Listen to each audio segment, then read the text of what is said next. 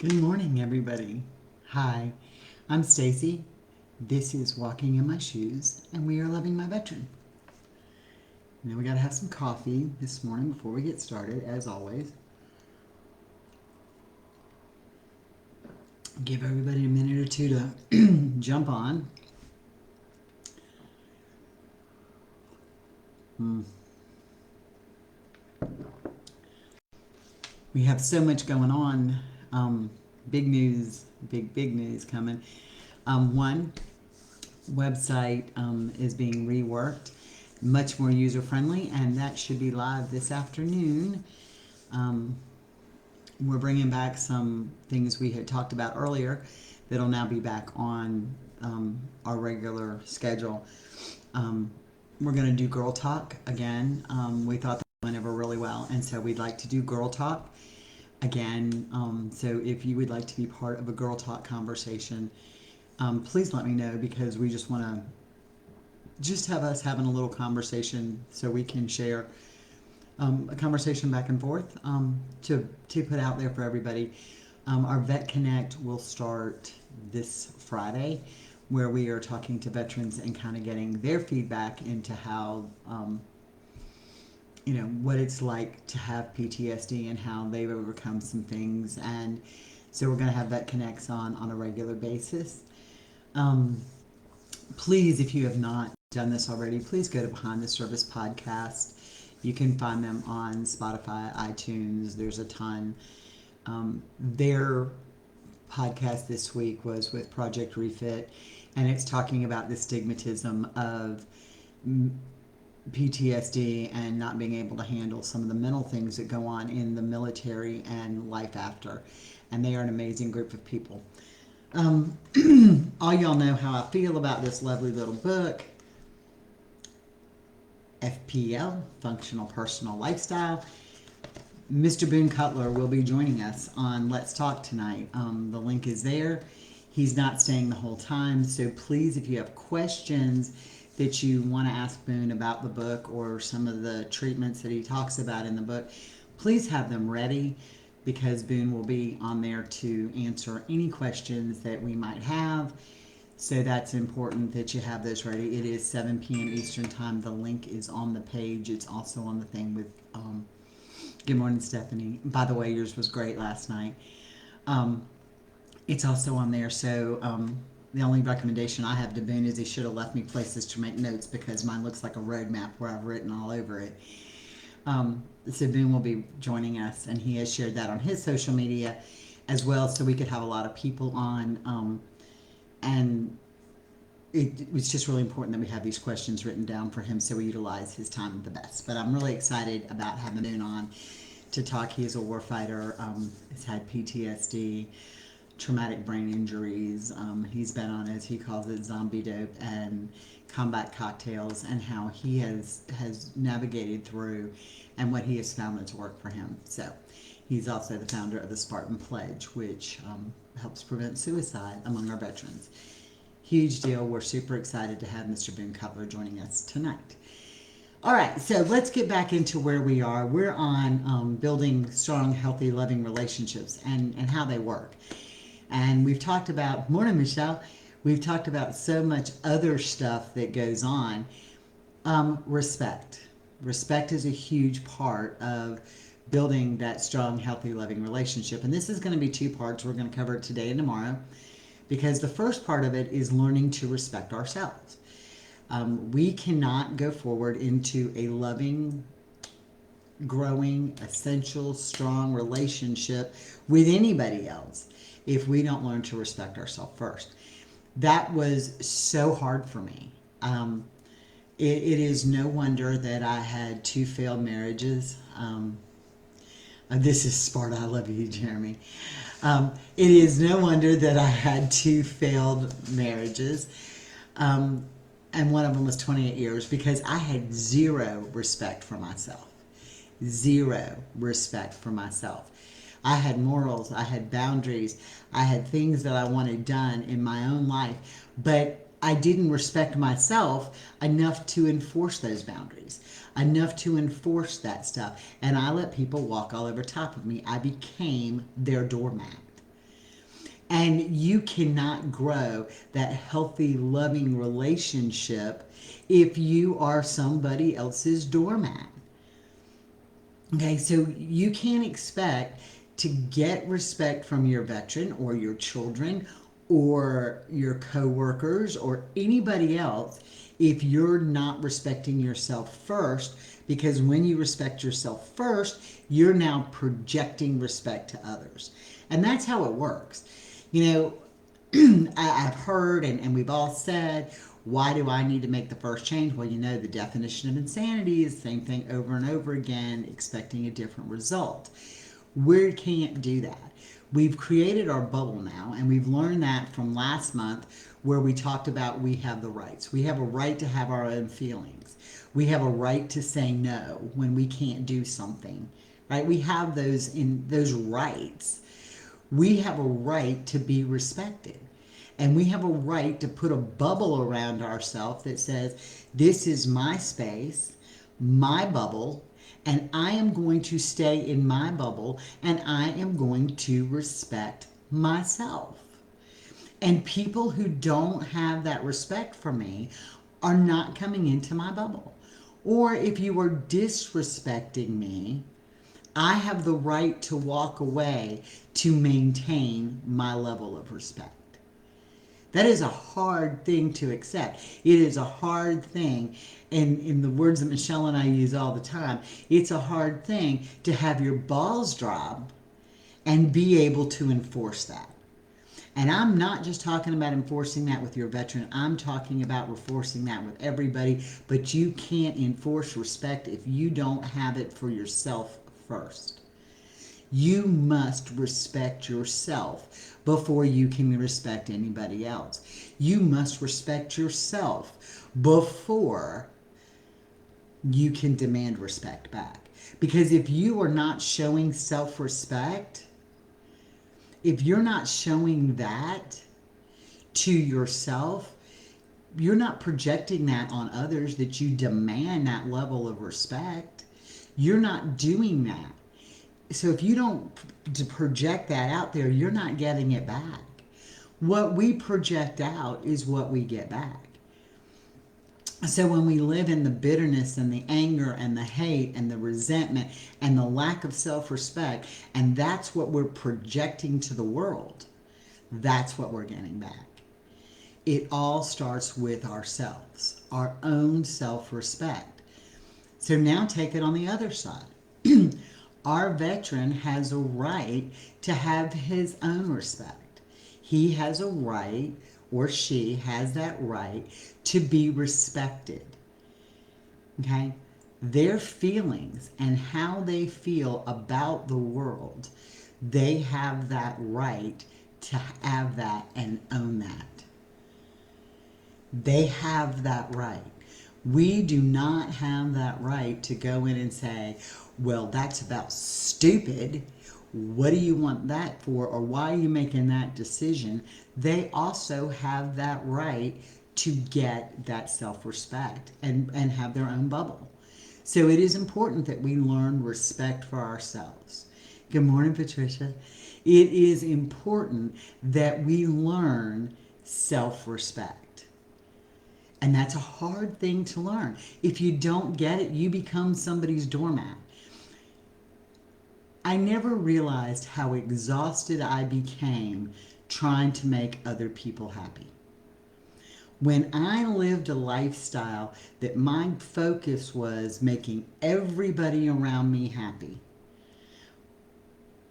doing stuff for my kids that I didn't want to do, doing stuff for my ex-husband that I didn't want to do, doing stuff for work that I didn't want to do, doing stuff when I was exhausted. Oh my gracious, she's unfrozen. Miss Nakia is with us in the house today. Doing all these things for everybody else that I was too exhausted to do, that I didn't want to do because I wanted my own boundaries. When I stepped out of my boundaries that I had said, oh, this is the boundaries I'm going to create, and I didn't hold to them, I lost all my own self-respect. And when you do that, you become the doormat. When you allow that to go on, you become the doormat. So you're not going to get respect back if everybody else is doing it. Use the analogy, y'all, and we don't understand this today. Well, I don't understand this today. I'm older than some of y'all are. Some. Michelle's a few days older than I am, so I can get by and say that. But I can remember my daddy not letting me out of the house in certain clothes. Okay, because my daddy said, if you dress trashy, people are going to think you're trashy. I can remember my dad saying that to me. If you dress trashy, people are going to think you're trashy. You have to have self-respect. And he said, you may not respect yourself, but you're my daughter and you're going to portray that. So he said, if you dress that way and you put it out there, that's what you're going to get back. And that is so true. So if we project no self-respect for ourselves, we're not going to get any back. And that's tough, and it's hard to swallow. And you know, we're talking about growing our loving, lasting, healthy relationships. Stephanie, I love you. I say it to my 14-year-old now. Don't you word that out of this house. I had boys so I could get by with a little different, but when they brought home a hoochie-looking girl, I would say to them right now, boys, this chick doesn't respect herself. She's not going to respect you. So when we don't put that out there, we're not getting back. It's hard to sit back and say, the key to changing my relationship is change the relationship you have with yourself. You can't have a loving, growing, strong, healthy relationship with anybody else if you don't have it with yourself first.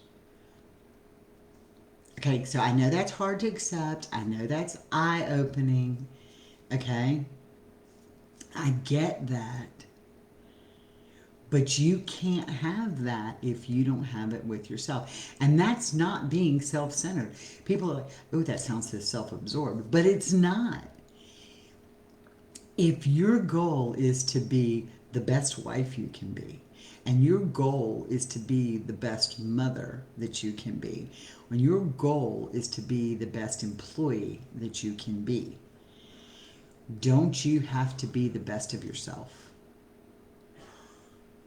That was a hard thing for me to learn.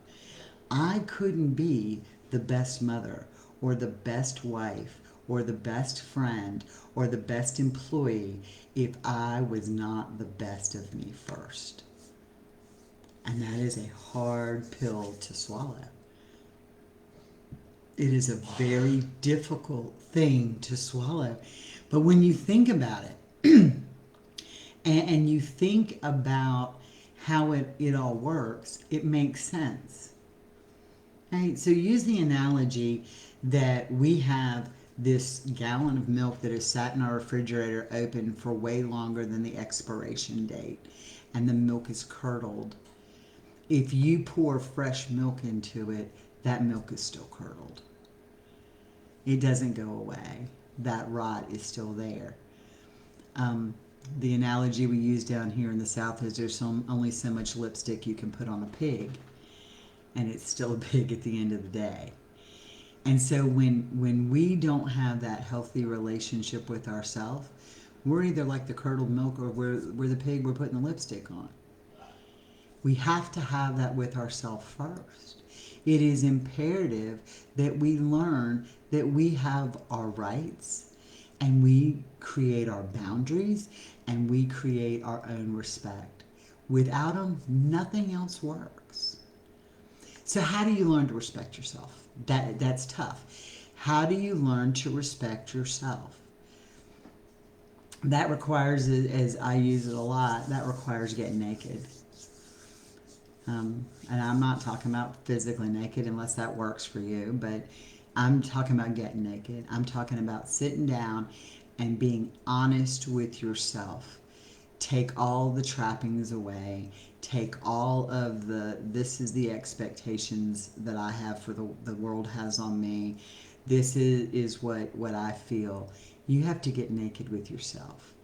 You have to say, and Nakia has put this in her ponder points many a times, My name is Nakia. And that's what turned her relationship around with her Richard. And she'll tell you that. So I want all y'all to sit there and say, my name is Stacy, or my name is Stephanie, or my name is Michelle, or Patricia, or whatever. This is my name, and this is who I am. Yes, Jeremy, this is a family show. I know. I didn't say I was physically getting naked. But you have to be able to do that. And you have to say that this is what I'm going to do. You have to be able to do that. And it is very hard to take a look at yourself in the mirror and work on who you want to be. Create those boundaries. Put yourself under the microscope. I would have told you a year ago that every fight, Jeremy, I'm not even talking to you. Jeremy's like, the last time I got naked, I got paid to put my clothes back on. Now we know how we're going to fund everything we do. We're going to have Jeremy running around naked so people throw dollars at him and put his clothes back on. Jeremy is our partner in this business, so those of y'all who don't know Jeremy. But you have to do that. You have to look at yourself under a microscope. You have to set what are your values, what are your morals, and what are you doing wrong. A year ago, I would have told you that every argument that Carl and I got in was Carl's fault. Every argument that Carl and I got in was Carl's fault. I could have told you that. I called Jeremy from a parking lot one night after Carl and I had gotten into it, and I'm like, what am I going to do? I love him so much. And he's like, yeah, you guys have got to hit rock bottom, and you got to build yourself up from there. And it was Jeremy who said that. Yeah, if you've seen Jeremy, 20s would be it, Stephanie. I assure you. He's adorable. But I realize now that our fighting is so much less, and our argument is so less because I'm not spewing out the stuff that I did then. And I'm now taking a lot more blame or responsibility. Blame is a bad word. I'm taking a lot more responsibility for what I put out there that created the negativity that came back. I put out so much negativity, and I didn't respect myself because, go back. Y'all, I came from an abusive first marriage, and I came from a narcissistic mental abuse second marriage, and I didn't think I deserved to be loved the way that Carl tried to love me. Okay? I didn't think that happened. I didn't think that I was giving out the worst of me. But I was. Jimmy says the best thing he ever did was lay it all out for Christy. It's made a huge difference in their relationship. Yep, and Christy makes him be accountable. They don't walk on eggshells in their house. They don't walk on eggshells in their house. I've been with them. They don't walk on eggshells in their house. They don't do that. So when you talk about what you put out, you have to do that. You have to put it out there. You have to change you, because what you're putting out is what you're getting back. We don't argue half as much as we used to because I'm not spewing out the negativity like I was. There are times I do. And when I do, when I think back about any really bad, ugly, now we disagree on a lot of things because everybody disagrees. But when I think back on big arguments we've had, it's because Stacy starts vomiting spew and I'm disrespecting myself, and therefore I am disrespecting Carl and we're not getting anywhere.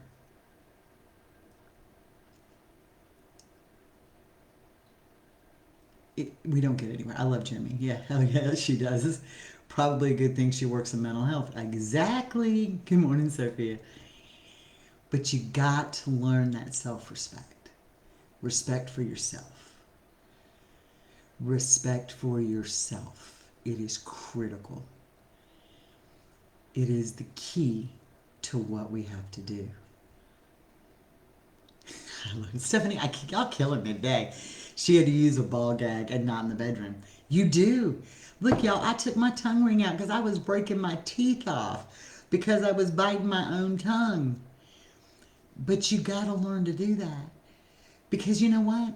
I don't want to be the yeller and the vomiter of the stuff. I don't want that back.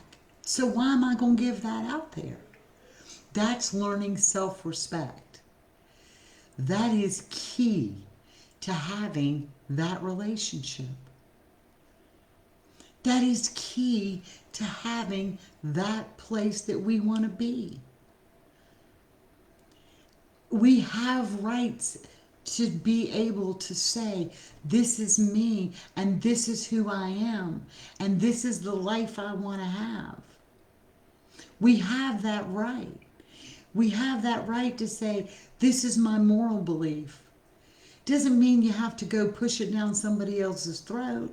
If this is what I believe, this is what my actions are going to project. Okay? If this is what I believe, this is what my actions are going to project. If you believe, the most important thing is to respect my authority. Are you serious, Jeremy? Would you like me to screenshot this and send this to Christy? Because I will. But you do have to respect each other's authority. You do have to respect each other's opinion. You do have to respect and have a conversation where even if you have different opinions, you have that right to respect each other enough to be heard. That is all part of our self-respect. That has to be in our bubble. We can talk about communication till we're blue in the face. And we talked about it. Don't walk on those eggshells. Because I know he founded the darn company. I had to let him in the call, Stephanie. I can't help that. When you go through this and you don't let this self-respect happen, you don't get anywhere. You don't get anywhere. It is what it is. You don't grow. You don't grow if you don't respect it. Jeremy, I can't even do you today. She knows it, and that's why I say yes, ma'am, and run. Respect. Yeah, he does. I told you, I have been around them. I get it. But they respect each other. They respect each other. Do you know, when my children call me, I still answer the phone, yes, sir. When my children call me, I still answer the phone when I speak to them, yes, sir. When my children talk to me, they still say, yes, ma'am. It's respect. You give it, you get it. But you gotta respect yourself before you can give it. You gotta know that you are worthy. And I'm telling you, when you know that you are worthy and you start giving out that respect, then they start feeling worthy and their respect for themselves goes up, and then it goes up for everybody. It goes up for everybody. Nakia, I promise you, Jeremy way respects Christy. I think she tells him what pants to put on, and he will say, yes, ma'am. I'm just telling you. I'm telling you. The only time he doesn't is if she wants some of his orange stuff that my mama made. And then it's on. I'm just saying. But we can learn so much from each other and where this level goes and how we can respect ourselves. And you can still, just exactly like Jeremy does, the comic effect, He does it, but he's still very respectful in where he does it and adds it into the places. There are days I couldn't communicate with Carl, and if it wasn't for Jeremy, one of us would have been dead. It would have been like the Mississippi coon hunt and then the old Jerry Clower thing. But you still respect them.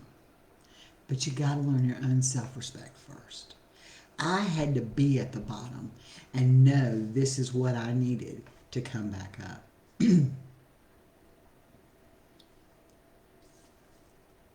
Yeah. Megan picks out his ties. I love it. They are so special. And when you learn self-respect, when you learn this level of self-respect, and that goes out to them, they learn that their self-respect matters and their self-worth goes up, and everything in your life will change. All of these little things we talk about, they're little things. If you do them one at a time, they're little things. You don't have to come in like a bull in the china shop and say, today I have self-respect and we're going to totally change the way we're doing things. But when you learn self-respect, because it takes a long time, you don't just wake up and have this instant amount of self-respect. It is a learning process. It is a learning process. And as you go forward and you start gaining your self-respect and you project it, you get it back.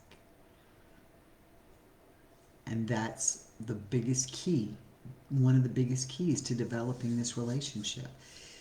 Our relationship that we have with our veteran or our children or our parents or our friends or our bosses only are a reflection of the relationship we have with ourselves. Hard pill to swallow. Our relationship that we have with anybody else is only a reflection of the relationship that we have with ourselves. And I learned this when I got sick. Prior to that, I would go out and I was everybody's doormat. If you need something, call me. Girl, I would bake the cakes, I would take the stuff, I would do the fundraisers, I would go make their beds. I sat with 3 of my friends' parents while they were dying, and I did all of this stuff. And I became everybody's doormat, but I didn't have any self-respect of my own. So then when I got sick, where did all these people go? Well, they didn't come running to me. I was their doormat. And I allowed myself to become that. I didn't have self-respect. I gave, and I gave, and I gave. And that's why probably I'm as broke as I am, because I gave to my children, I gave to the charities, I gave to everybody else when I could have been nesting it all up and thinking, well, I got an extra $1 or $2, I'll just give. No, I should have done exactly what my granddaddy said and put 6 months worth of income in the bank. That would have been self-respect. And then I could have helped other people, but I didn't do that. I was their doormat. I was their ATM. I was everything. And what did I get back? Nothing, because I didn't have enough self-respect for me to demand it. And if you don't have respect for you, you just become the doormat. And that's where that is. So we're going to wrap up kind of today. Again, if you guys were late coming on, let's talk tonight, 7. The link is on there. Boone Cutler, warfighter who wrote Functional Personal Lifestyle, will be there. I encourage you to make your questions for Boone, because he's not going to be there the whole 3 hours that we end up talking. And I promise you he's not talking about Gorilla Glue.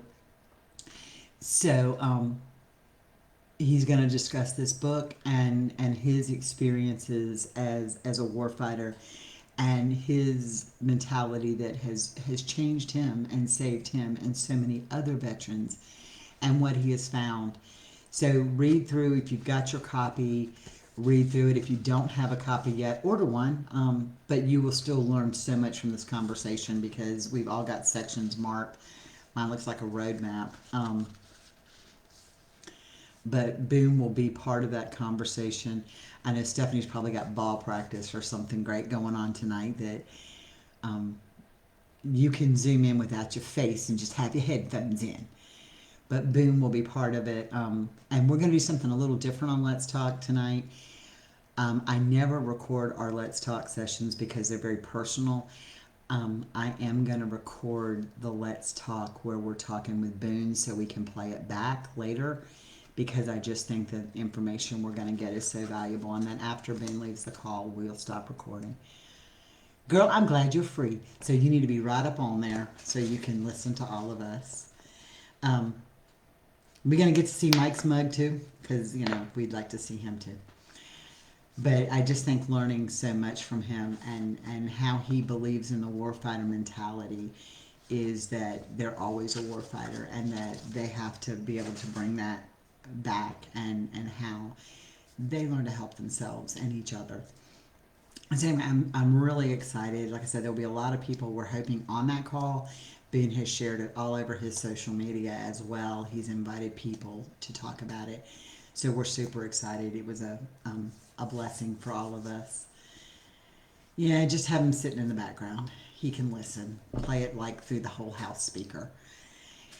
That's where we are today. Like I said, I'm got to run to the store because eventually I need milk in this house. It's something we kind of have to have. But 7 o'clock tonight, I will probably go ahead and open that room up at 6:45 because our Zoom does have a limit on the number of people that are allowed in there. Not that I expect 100 people in there, but we never know. I know you're moving stuff to the new house, Jeremy, but I suggest at 7 o'clock you take a food break or something and listen to Mr. Cutler. Just saying. Well, yes, ma'am, Christy. I got you. But please try to be on there. But I am going to go ahead and open it up at 6:45 so that our people who do this all the time can get in early. Just want to get back into the house you own. I know, but you are warm and you are safe, ma'am. That's your blessing. She just wants to get back in the house she owns. I know.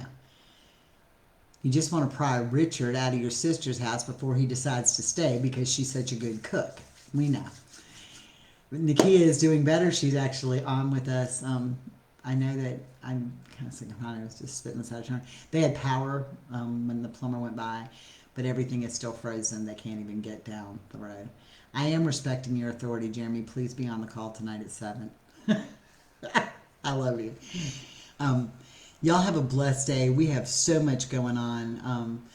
Michelle, you and Damon be safe. They are headed through blowing drifting snow to get to the VA to have a one-on-one, which is important. So Michelle, y'all be safe. Everybody else have a blessed day. Nakia, stay warm, please. But we love y'all. This has been Walking in My Shoes. I'm Stacy, and we're loving my veteran. I do not want to know. I do not want to know, Nakia. Y'all have a blessed day. Bye.